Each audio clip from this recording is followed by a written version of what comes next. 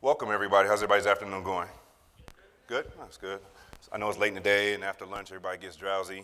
So hopefully we keep you guys entertained, or at least it's informative and keep you awake here. Me and Kelly worked on this over, of course, several months, and we put our blood, sweat, and tears into it. A lot more tears than blood, but hopefully it came out informative. So again, this is Business Plans 101. If you were like me, when I first came off the fire engine into the fire department, my captain said, okay, make sure you go out to every business and make sure they have a business plan. Why do I need to make sure they have a business plan? They're not starting a business. He said, no, a hazmat business plan. So throughout this course, you may hear Kelly refer to it as a business emergency plan. I may say hazmat business plan, or as we've gotten used to in the CUPA form, our acronym, so HMBP. So this is Business Plans 101. So through this course, our objective is to give everybody here, whether you're from industry or you're a regulator, the tools to take back to your workplace to implement a business plan, if you're a regulator, to review a business plan, and in a real life or real world situation, put it to use or to apply it. So we're going to go over the different elements as a business plan, of a hazmat business plan, as Kelly mentioned earlier. We're going to break down the Health and Safety Code, specifically Chapter 6.95 and portions of California Code of Regulations. We're going to talk about what are the spill or release reporting requirements mandated in the Health and Safety Code. And then last but not least, what gives us the right to enforce this part of the code, and if there is negligence or there's non-compliance, what are the penalties involved? So kind of going back to what Joel mentioned in the introduction, I'm not sure if you guys are aware, it was mentioned at lunchtime and it's been talked about through several of the seminars. The CUPA Forum, they come up with the Unified Technical Training Framework and Improvement Strategies. Here you see the final draft, which was in March 2011. I believe the official copy says 2012.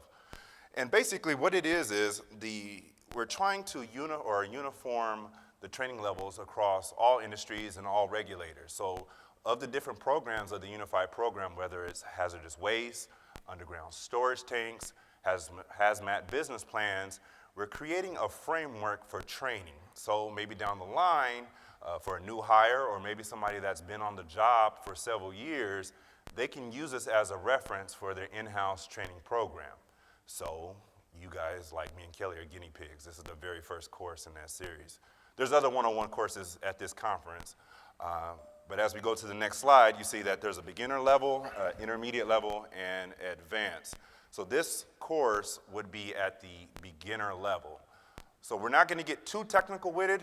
That would be left for the intermediate and advanced, and those are intended for next year's conference. So we have something to look forward to.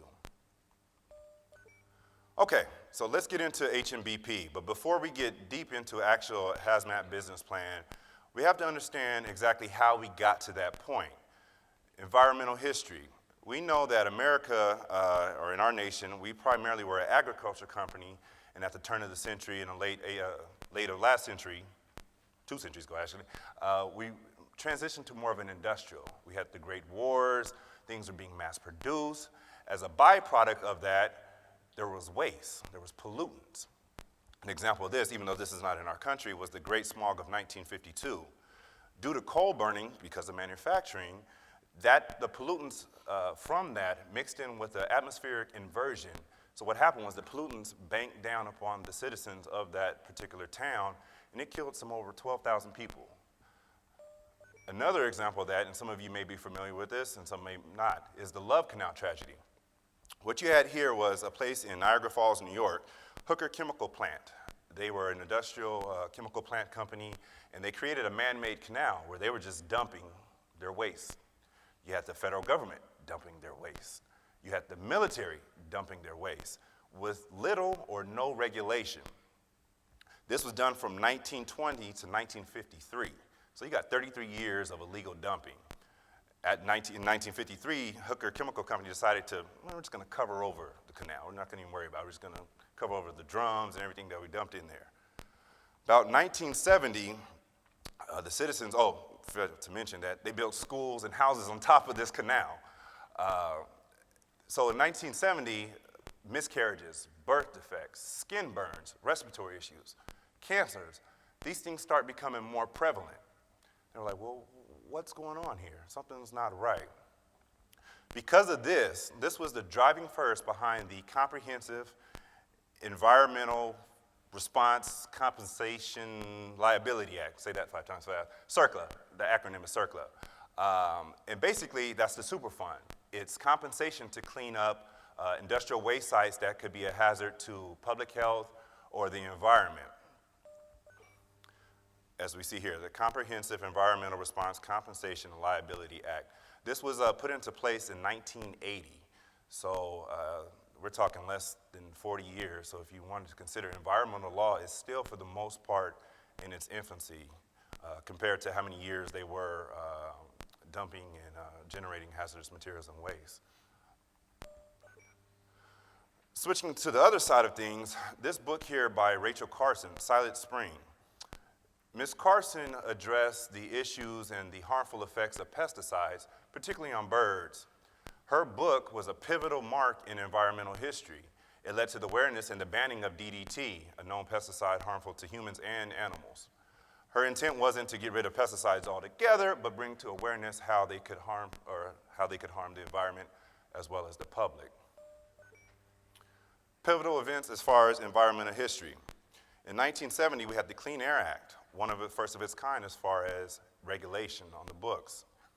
In April 22nd, 1970, we had America's first Earth Day.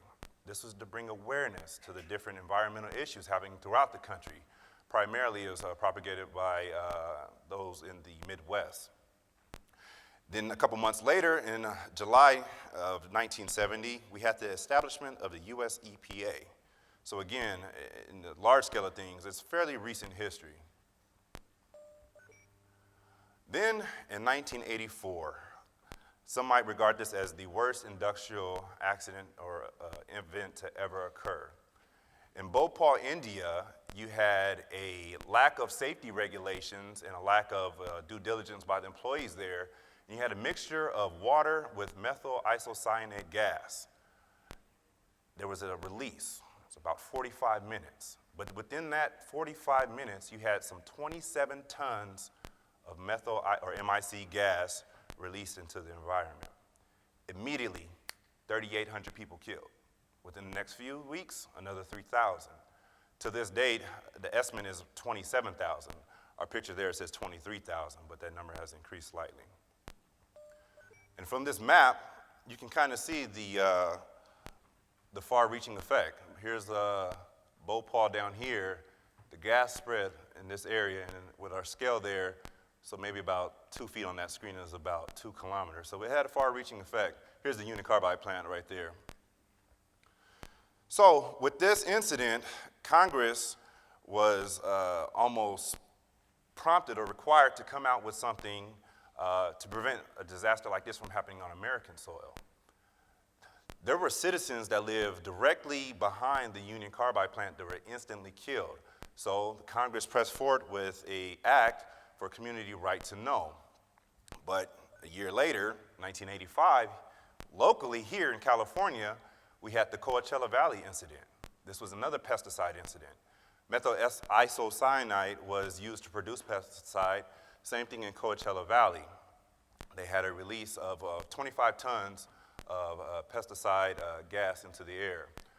Here in Anaheim, in 1985, maybe about a month later after that Coachella Valley incident, you had another release. I think this one was ammonium nitrate, if I'm not mistaken. So again, that brings it a little bit closer to home. It's not some far distance across the earth. So the 80s were pivotal as far as environmental law.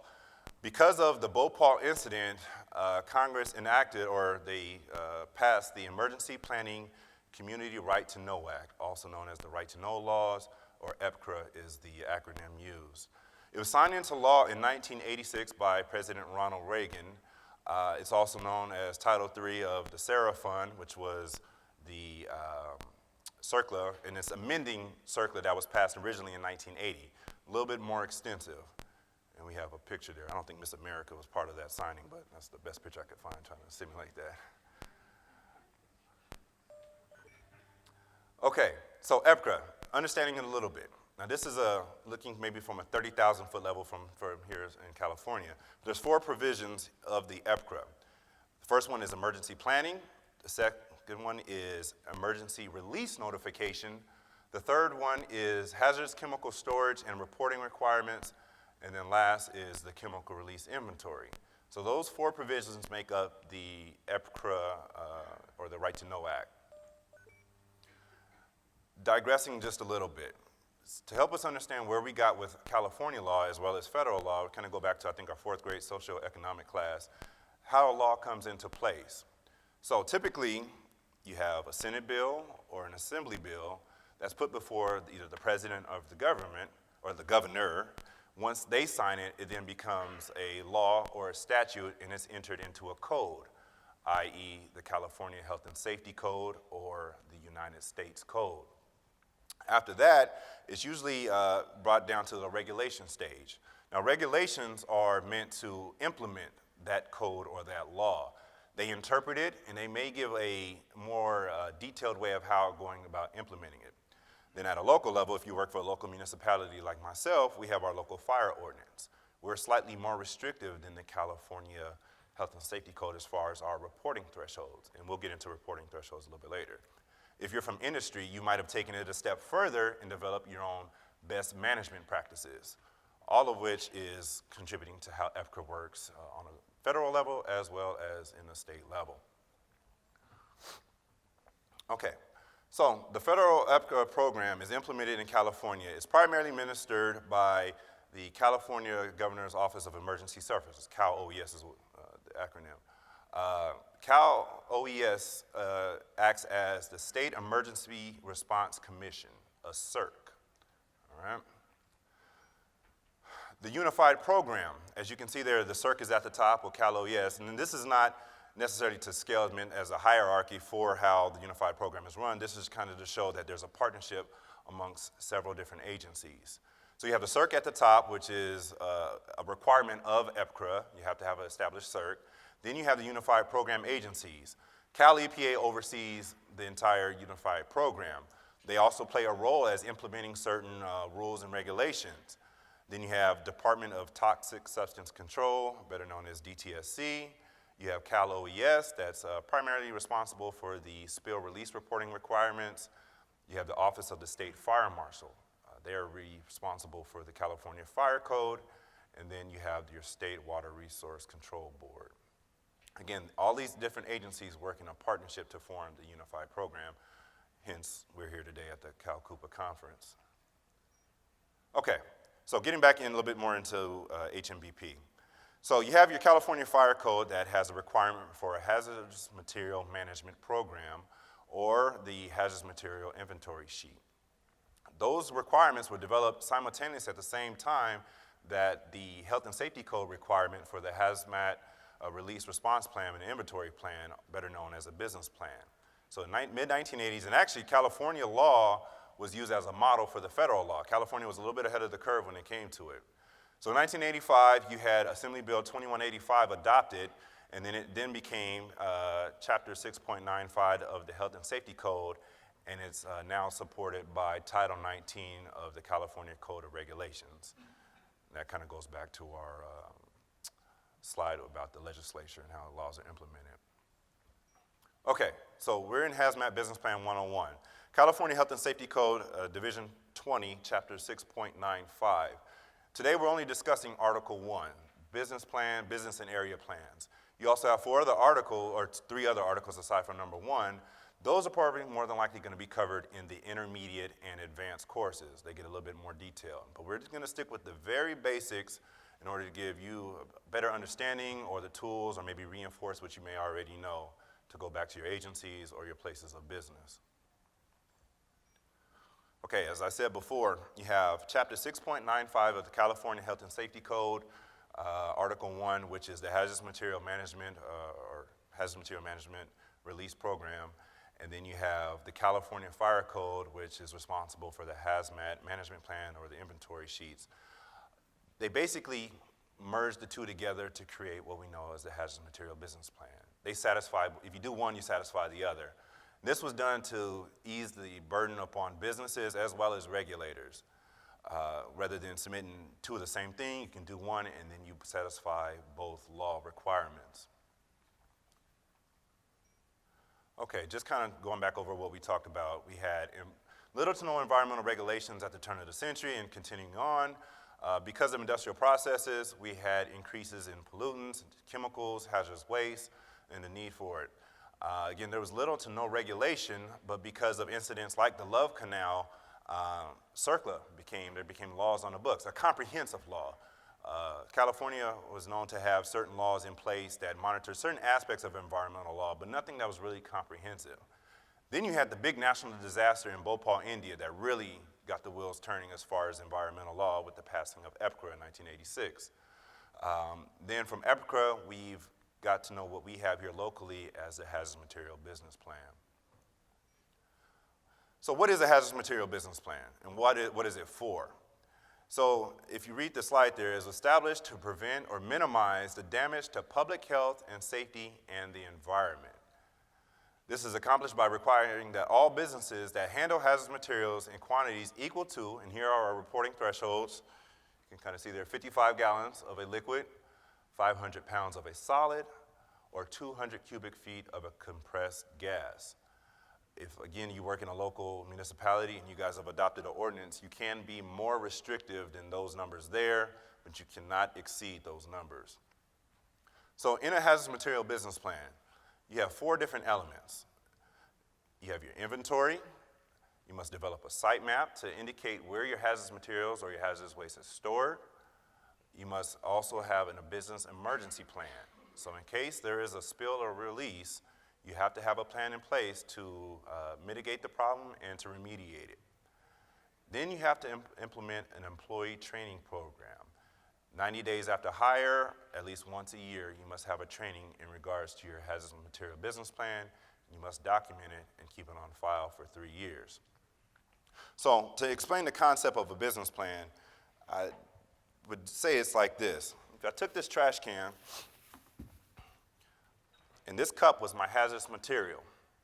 It's made of polyurethane, it has certain chemical characteristics, it could be flammable, it could be dangerous to the environment, it could be dangerous to human health. I'm storing the cup inside a container. In the hazmat business plan, I have to give you all the details about this cup. As we know now, we come to affectionately know it as SIRS. There's a computer-aided prompt for us to do this. It used to be in a hard copy paper format. Some could be bigger, some could be smaller, depending on the size of your business. So, storing my hazardous materials. I have to develop a plan in case this particular container has a fault, there's a release, there's a spill, there's an earthquake. I have to figure out a plan how I'm going to mitigate this from happening. Also, if I had an employee, and if Kelly was my employee, I would say, Kelly, in case of an emergency, this is what we're supposed to do. This is how we're going to clean up the problem. This is how we're going to prevent it from spilling. If it happens to spill, there's release reporting requirements that we have to follow as part of the law, and we'll get into that a little bit later. Okay, so what is a hazardous material? Thank you, Kelly, appreciate it. We can look at this Venn diagram. For the most part, as it relates to industry, if you handle anything above those thresholds and it's a danger to public health or the environment, it's a hazardous material. Within a hazardous material, you might have a hazardous substance. A hazardous substance may be a little bit more toxic or a little bit more volatile, such as flammability, versus maybe a simple asphyxiant or a compressed gas. Then out of that, you have a hazardous waste. So a hazardous waste, a hazardous substance, is a hazardous material. What is a business? Per the Health and Safety Code 6.95-25-500, business is defined as an employer, a self-employed individual, a trust, a firm, a joint stock company, a corporation, limited liability, or a company other than business entity. There were revisions to the Health and Safety Code that went into effect, I believe, January 1 of 2015 and January 1 of 2014. As you see, there's a couple other items. If you work for a public agency, whether federal or local, you are considered a business and you have to report certain hazardous materials. Here's a definition of hazardous materials per the Health and Safety Code. The reason I'm reading this verbatim is I want it to be clear as it comes straight from the code. Any material that, because of its quantity, concentration, or physical or chemical characteristics, poses a significant present or potential hazard to human health or safety, or to the environment if released into the workplace or the environment. Hazardous materials include, but are not limited to, hazardous substances, hazardous waste, universal waste, and radioactive materials. That was kind of covered in that Venn diagram that we showed previously. Okay, so now we're going to get into the specific elements of a hazmat business plan and how you would go about filling it out. I'm going to turn it over to Kelly Kersten right now. Now I'm alive. Okay. Well, James did a good job of taking you from the beginning of time as far as the business emergency plan goes, all the way up to what we know of it today, talking about the 4 sections here. You have the chemical inventory, the site map, the emergency plan, and the training program. So as far as submitting an HMBP in the state of California, you have only one option, and that's electronically. And that's through the SERS system, which is a California Environmental Reporting System. Now, for some of you, you may have your business or some of your businesses in a jurisdiction where the CUPA has its own portal or its own local computer system. So their system may look a little different, but what we're focusing on here today is SERS, because that is what the agencies primarily use in the state, and so that's what we're going to focus on. Now, when I polled everyone, it looks like everyone has a little bit of experience with the business emergency plan, so I'm sure a lot of you are familiar with SERS in one aspect or another. So I may be preaching to the choir, but we'll just go through it by the numbers. Okay, for the BEP and SERS, on the regulatory side, okay, there we go. Got the pointer button. Okay, for the BEP and SERS, on the regulatory side, it's going to have blue framework, and on the business side, it's going to be green framework. What we tried to do with this presentation is kind of mix it up a little bit so we could show both the regulatory side and the business side. It really doesn't look that much different in color and in content, other than the regulatory side, you have the filled in blanks, whereas on the business side, you actually have the data blanks need to be filled in, or the boxes need to be checked, et cetera, et cetera. So, first we're going to look at the facility information. That's going to be the first element. Now, we just talked about how there were 4 elements with the HMBP and SERS. They condense it down into 3 sections. So you have the facility information, the hazardous materials inventory, and the emergency response and training plans. So with the facility information, that's at the very top, and you can follow along with your handouts if you'd like. That's what we provided them for. Okay, now with facility information, you have 2 different forms. You have the business activities sheet, and you have the business owner operator identification report. And then the hazardous materials inventory section, you have, which is right in the middle, you have 2. You will have the hazardous materials inventory sheets and the site map. And then you have the emergency response and trainings plan section, which is the third part in the bottom. And with that, you have 2 different sections. You have the emergency response contingency plan, and that is something you will be filling out and uploading or filling out online. And you have the employee training plan, which is a document that you'll be uploading. One thing I need to take one step back, say as far as the site map goes, that is another document that what you will have to create on your own and upload if you're on the business side.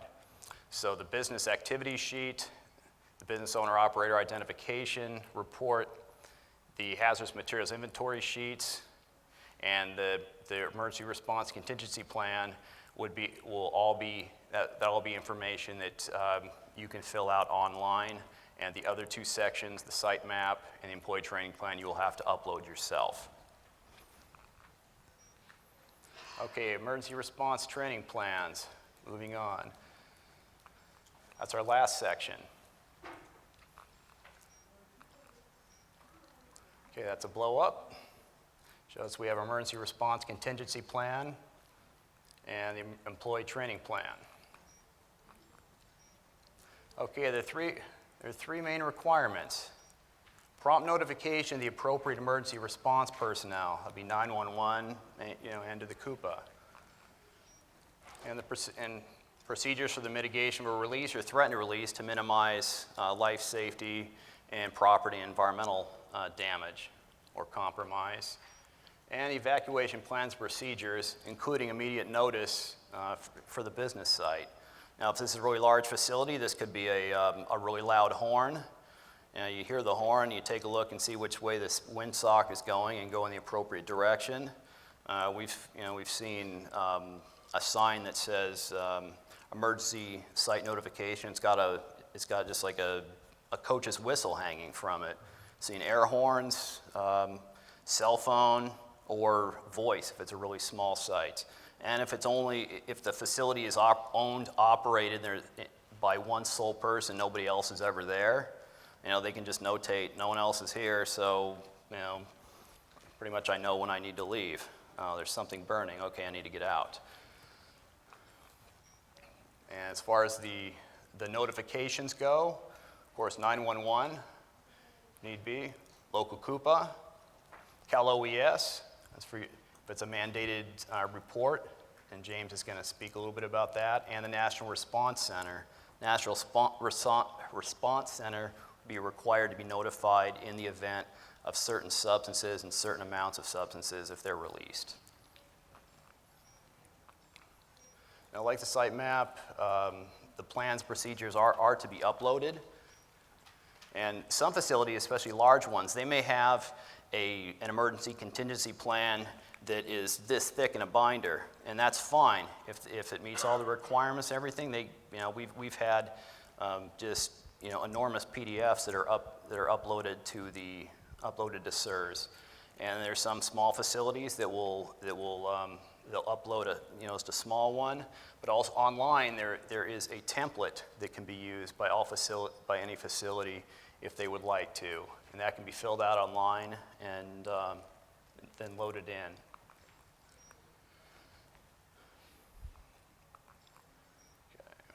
So this is the template that's on SIRS. It's 4 pages, and I think there's copies of that in your handouts. And we're not going to go through every single one here, every single section here, but it is an emergency response contingency plan. If a facility fills this out and submits it into SIRS, then that suffices for your emergency contingency plan.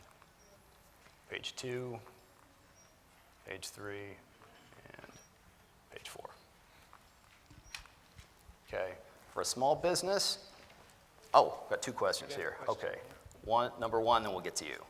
Yes? How do we know if individual counties' separate form has been approved? Because I have large company all across California, and you'll get these rejections because they want a separate form. How do I know if it's been approved? That would be something that I think you would have to contact individual CUPA. Joel, do you have anything you want to say about that? Yeah, the Hazardous Materials Business Plan tag, which everyone is invited to be a part of, and you can contact me or just go through the website and see the contact on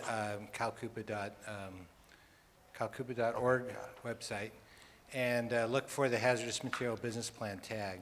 And that is to settle some of these technical issues. Now, one of the issues that's come up with is that some CUPAs are actually requiring a separate training plan to be uploaded. So we're looking at that existing template. Dirk, who's over here, is working on that as part of the subcommittee from the Hazardous Materials Business Plan tag.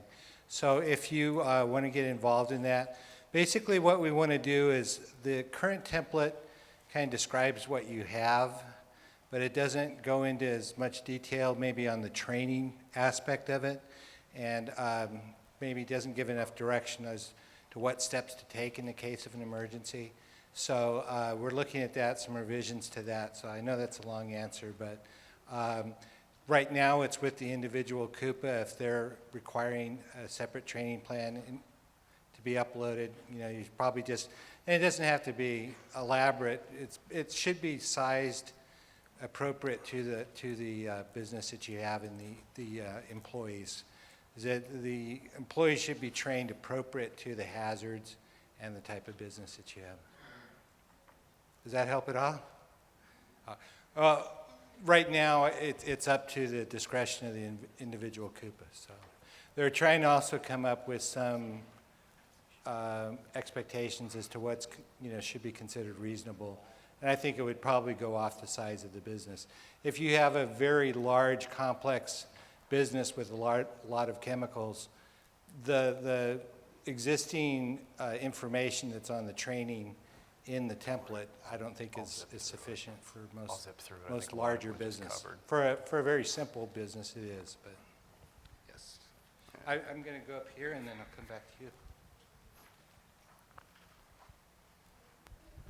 So I have two, hopefully very quick questions. One of them is on the training plans, there is an option to say stored on site, but I've seen CUPA after CUPA reject stored on site. So is that acceptable? Particularly where you have huge training plans. And then my second question is electronic signature. Some CUPAs want to have a wet signature on the emergency response contingency plan, and some accept it as an electronic signature because it is submitted by the business operator. On the plan itself, particularly if you're using the template, so typically what businesses will do will say it's contained in another document, which would be the emergency response contingency plan, or they will say it's kept on site. So I guess, again, this is kind of an individual discretion of the CUPA at this point.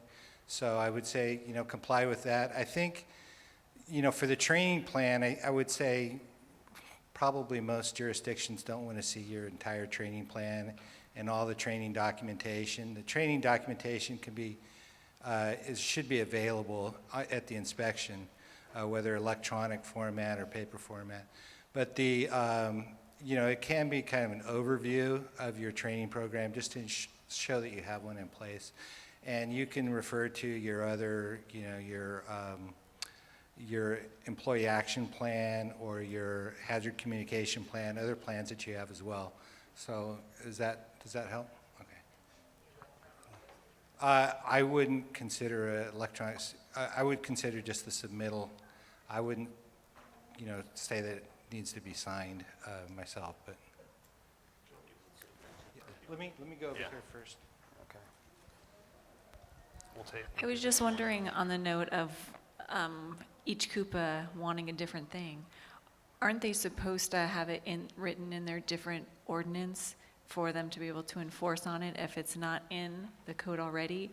And there's a list of all of those separate local ordinances and what they require in SERS so that you could see which one, because some of them do want your parcel number and some of them do want the number of employees. So all of those optional things are only optional if they're not in the local ordinance. So why isn't the emergency plan and the training plan a part of that requirement as well? So that it would be noted, so that you would know, you could look at one sheet and know which jurisdiction wants what. Well, just briefly, so there's the 3 extra things that are already in SERS: the property owner, the APN, and number of employees. Those are still, they were added because they're often required, but they're not required unless they're listed by the agency. So but as far as whether they actually require you to upload a training plan or whether you can refer to it being included in another document, it requires that you have a training plan as part of your HMBP.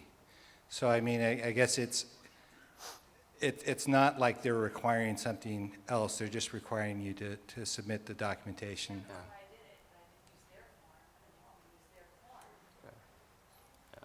Yeah, well, a lot of this comes right down to local ordinance, and we're gonna need to move the presentation along. We want to come back to your questions, and if we can address those later, we just need to finish up with what is based, with the presentation, which is based upon what is just the California Health and Safety Code. But we can get to your questions at the end of the presentation, if that's okay. I'm not trying to shove you off. All right. Go ahead. To answer your question, since, I was an inspector, now I'm a consultant, because when I inspect businesses, I tell you, they had a difficult job complying because there's so many local, county, and federal organizations, and I'll tell you, they're not all on the same level. So what I went towards was that which entity had the most strict emergency action plan or training plan. So I went with Cal OSHA. When you go to the CCR's, California Code of Regulations, when you go into training, that's more specific than the California Fire Code, than the Health and Safety Code. So that's what I would use, and in conjunction, call the local CUPA/fire department and ask if there is an additional ordinance as well. So that's how I come up with training plans. Yeah. Is this on the same subject, or, okay. We're gonna have to move along. We'll take your questions at the end. Yeah, don't worry. We will take everyone's questions. We just need to get through the rest of it, but we won't leave without addressing all of your questions, we promise you. Okay. So this is just an example of a small business. They used a different format. This happens to be the format that our county used. So this is just one contingency plan. It had all the information in it that was required. This was the third page of it. And as far as the employee training plan, that's the very last section, something that would be uploaded. Now, the hazardous materials training is required to be provided at the time of hire and then on an annual refresher basis. And for the refresher courses, and that's for all employees and safety procedures in the event of a hazardous materials release, including the familiarity with the HMBP itself and the procedures specified. And if you look, there's actually an employee training section that's within that, within the template that I spoke about a few minutes ago. That's something that right now is, like Joel was saying, is the CUPA Forum is looking at expanding upon. And this is another one, another type. It covers everything, and also has the signatures for all their employees to sign. Currently there's no requirement that signatures are required for the employee training outside of ordinance, but I think most CUPAs, as far as I know, do require signatures. And then I'm going to turn it back to James, and he's going to go into the exemptions for the HMBP.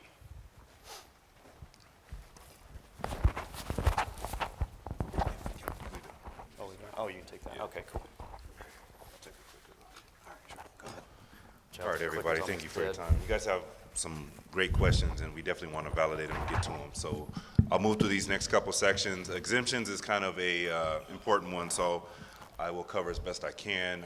I'm sure there's bound to be questions on exemptions alone, so we'll wait to the end for those.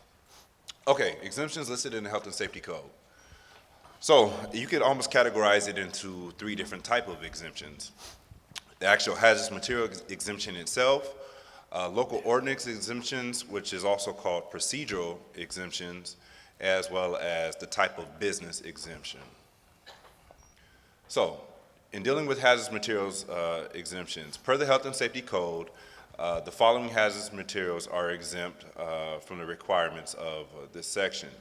You have refrigerant gases other than ammonia, flammable gases in a closed cooling system that are used to for comfort or space, or for computer rooms. That might apply, we'll get to propane at the bottom, I'm sorry. Compressed gases in air cylinders, bottles and tanks used by emergency response organizations for the purposes of emergency response and safety. So if you work for a fire department or a municipality and you are responsible for hazmat, you do not have to report those. Okay, both of the following if the aggregate storage capacity of oil at the facility is less than 1,320 gallons, and it's a fluid in a hydraulic system, or it's an oil-filled electrical equipment that is not contiguous to an electric facility. Propane, if you have propane on site, or some of our friends or businesses that are in a rural community, propane on the premises that is used for storage or an amount not to exceed 500 gallons, that is for the sole purpose of cooking, heating employee work areas, and heating water within that business. Now here's a hot button issue one. Cryogenic, refrigerated, or compressed gases in the quantity of 1,000 cubic feet or less at the standard temperature pressure and are exempt if the gas is carbon dioxide, a non-flammable refrigerant gas as defined in the California Fire Code, and gases used in closed fire suppression system. As Joel mentioned, there is a HMBP tag, and the carbon dioxide on the both industry side or the regulated community side as well as the regulator side is being hotly debated, but for the purpose of this presentation, we're going strictly by the Health and Safety Code, and we use that tag for those questions and discussion. Health and Safety Code 25507, oxygen, nitrogen, and nitrous oxide in medical facilities up to 1,000 cubic feet. So basically, if you're less than 1,000 cubic feet, you're not required to report it. Lubricating oil that does not exceed 55 gallons of each type, but if you do exceed 275 gallons total, then you must report it. Hazardous materials sold as consumer products to the general public, so that would be small aerosols, things on a retail basis. Procedural exemptions. The governing body of the CUPA may, in exceptional circumstances, following notice and public hearing, exempt a specific hazardous material if it is found that the hazardous material would not pose or present a potential danger to the environment or to human health and safety. If it was released into the environment. So if, as a regulated community, you felt something may be questionable and you want to submit that to the CUPA, by all means do so. Upon application, this is what I was talking about, upon application by a handler may exempt the handler under the conditions of the CUPA if it determines to be proper from any other element of a HMBP upon written notice. And again, this slide can be found online. We're kind of moving through it kind of fast due to the shortage of time. You can pull this up on the CalCUPA website to review it as well. Again, this is kind of reiterating what was said before. The CUPA, upon application by a handler, may exempt a hazardous material from the inventory provisions of this article upon proof that the material does not pose a significant threat to or potential hazard to human life or the environment. For our agricultural friends, a CUPA may exempt a business operating as a farm for the purpose of cultivating the soil or raising or harvesting any agriculture or horticultural commodity from the filing a business plan as far as emergency response plans and employee training. If the below requirements are met, the business must submit the inventory to the SERS, basically. And each building on that farm or that agricultural facility has signage on whatever building or structure or container that listed either as a pesticide, a petroleum fuel and oil, or the different types of fertilizer, or it could be an accumulation of all three. So if you are a farm and you meet those requirements listed below, you can be exempted. Unstaffed remote facilities located at least 1/2 mile nearest occupied structure. Again, that would apply to our rural community. As you can see there, there's a couple bullet points as far as the specific requirements. Release reporting. Kelly kind of went over this as far as the emergency response and contingency plan. In the health and safety code, now these terms, these next two terms are currently they're currently under revision by Cal OES. There's a slide later who the individual you can contact. There's workshops going on throughout the state of California that you can attend and give your input either as a regulator or as a regulated business.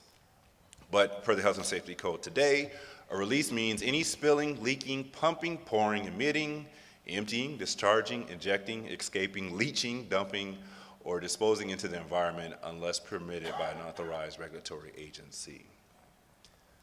Threatened release. What is a threatened release? It means a condition or a circumstance or incident making it necessary to take immediate action to prevent or reduce or mitigate a release with the potential to cause damage or harm to the people or the public or the environment.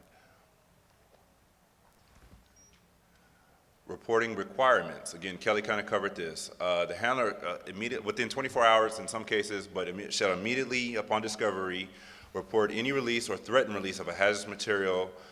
Primarily, you're probably going to call 911 first. Your CUPA is required to have a local emergency number to call, and then there is the state Cal OES 1-800 number you can call. There's also a 916 number as well. The information you need to provide is the actual type of hazardous material spilled and approximately the amount. I know Cal OES gets thousands upon thousands of calls a year. Some are minor, some are very extensive, but the point is you're required by law to report. It does not apply to a person engaged in the transportation of a hazardous material upon a highway. And this is what I was saying earlier. So I can't think of the bill off the top of my head, somebody here might know, I can answer that later. As of January 1, and we're past that, Cal OES shall adopt regulations to implement. They should consult with representatives from the regulated businesses as well as local regulators to revise the California Spill Release Reporting Requirement. There's actually a book that is distributed by Cal OES, and it kind of gives businesses a step-by-step process in order to comply with the law. The individual in charge of this is Jack Harrow, and he's with Cal OES, and there you see his email. He is also on the HMBP tag, so if you subscribe to that and you send out a mass email, he will more than likely see it. Excuse me. Who's had this annoying cold that's been going around? Okay. Reporting requirements. 5 minutes. Okay. The CUPA is required to have one or more non-emergency numbers. I mentioned that earlier. The CUPA shall promptly communicate changes to this phone number to the regulated community if that number happens to change. Let's see, there is a written follow-up procedure that you must do according to 42 of the U.S. Safety Code, and it's an approved form by Cal OES, and I believe you can find that online at the Cal OES website. There's the address in which you can submit it to there. And this, again, could be a slide for reference. And as you see at the bottom, it must be submitted as soon as practically possible following a release, but no later than 30 days from the date of the release. Okay, enforcement. What gives us the right to come into your business and inspect you? What is the legal enforcement behind the Health and Safety Code? Here it is directly from the Health and Safety Code. An employer authorized representative of a CUPA has the authority specified in the Health and Safety Code with respect to your business or your property in which you handle hazardous material to come in basically and inspect. Inspections are usually done on a triennial basis. Some CUPAs may be more often, but I believe the law is on a triennial basis.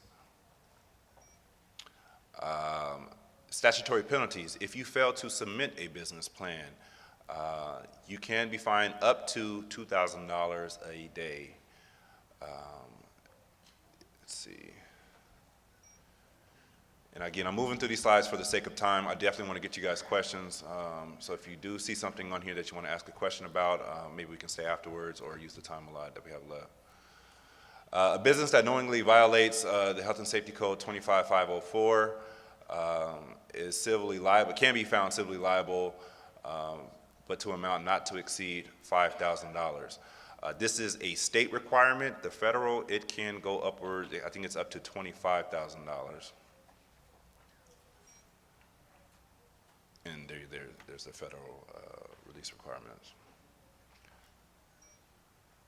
Okay, so this is kind of a review of what we've been through. I'll skip through these slides here, and we'll go straight to, well, we'd like to thank everybody from these different agencies. Chevron, Joel, he contributed to this. Again, he's the head of the HMBP tag. LA County Fire Department, we use a lot of their templates, as well as templates from other various counties. I love it when a plan comes together. As we say in the fire department, as well as, I guess, any other business, really, practice makes perfect. So unless you have a plan in place, it's kind of really hard to practice it. Okay, any questions we can take this time? We'll get your question first, since you asked it before. Thank you. I understand that this exemption for less than 1,000 cubic feet of inert gases not only applies to CO2, does it also apply to other inert welding gases like argon, nitrogen, argon CO2 mixtures, which are commonly called the gold gases? Right. Yeah, it covers most of the noble gases on the periodic table. Okay, thank you. You're welcome. Any other questions? I've got one. Thank you. The requirement to update your HMBP is annually, according to the Health and Safety Code. Correct. I've got sites in like 5 different counties, I'm sure like other folks, and some are required to do it, some places have to do it in March, sometimes in September. Is there a place that I can look specifically that would have that information of when these plans are due, if there's just specific ordinances?